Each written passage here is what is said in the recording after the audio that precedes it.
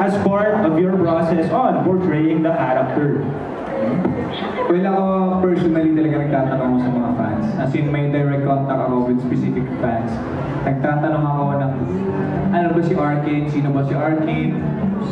Ganito ba si Arcane? Or, di ba, I don't know, meron sa kanila dyan, tinatanong ako talaga kasi I wanna make sure na same kami ng vision kung paano ko nabasa si Arcane. Yun din yung nabasa nila. Kasi baka kasi iba yung interpretation namin, di ba? Tinatry ko lang kung ano yung difference. Tapos, yung pinaka parang best na interpretation ng Arcane, yun yung parang ginagawa ko na siyang basis kung paano ko siya gagawin in the series. Sana all, tinatanong ni Wilbert Ross. Yeah. Sana all, gusto kong sanggunian din niya, no? Sino gusto number ni Wilbert? Ay, number reveal naman dyan. How about Rebea?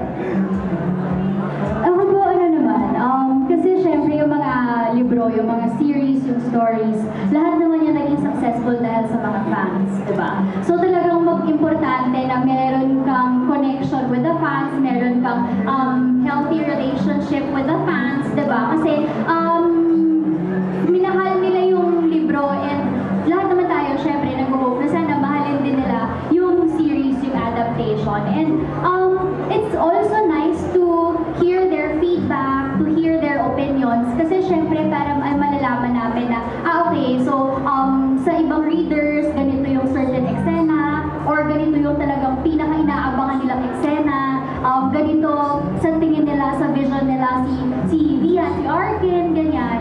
So, malaking bagay, syempre. Malaking bagay talaga. I love what she said, no? Nalayon talaga natin. Mahalin nyo yung mga adaptations natin.